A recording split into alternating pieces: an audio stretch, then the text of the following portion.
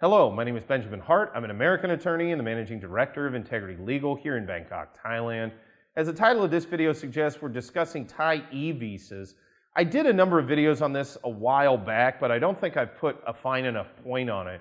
Yeah, in a very real sense, Thailand has really substantially altered the way in which they deal with visa processing, and they moved to kind of an e-visa system for those who are looking to come in from abroad on a visa.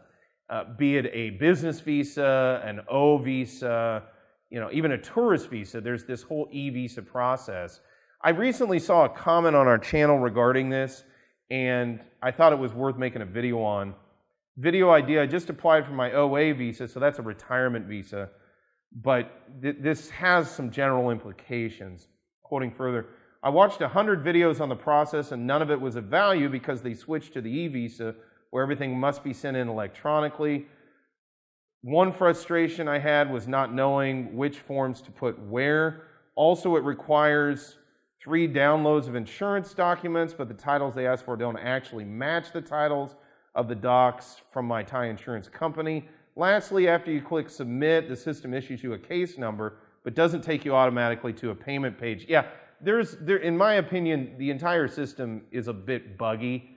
The other thing is I don't know why, and quite frankly, I don't really like the trend, but we've seen this, anybody who's watched my videos regarding the National Visa Center, this trend toward doing everything via uploads and online processing, it's not particularly helpful to the general public. I suspect it's very organized from the standpoint of the bureaucracy that deals with this, and I have to be honest, either in a US or a Thai context, I'm just not all that sympathetic. I do understand. I've talked to folks who are foreign service officers in the United States government. I've even talked to people that work for the Ministry of Foreign Affairs in Thailand. And yes, it is frustrating to deal with paperwork. It's frustrating to deal with the public who are not quite sure how to deal with all the paperwork, but that's what the bureaucracy is for. Let's be clear.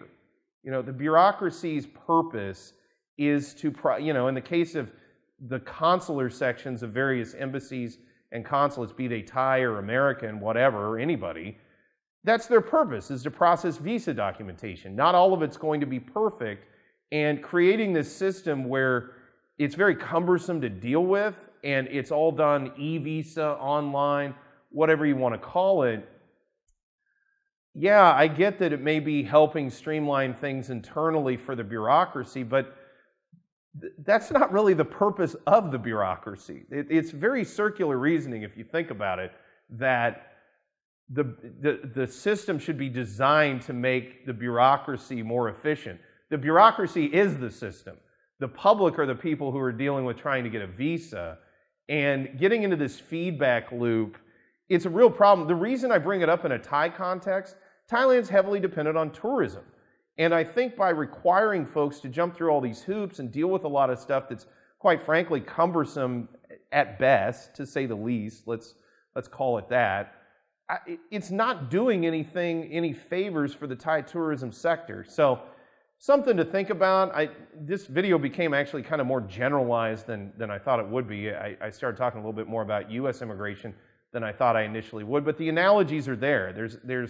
The National Visa Center is, in my opinion, a quagmire nightmare for these kind of issues, and it's looking like the Thai immigration system, especially in terms of the visa processing abroad, seems to be going this way, and I think we really should rethink it, because if we want to encourage tourists, dealing with a digitized, seemingly Soviet-type system is not the way to attract folks who just want to come to Thailand to relax.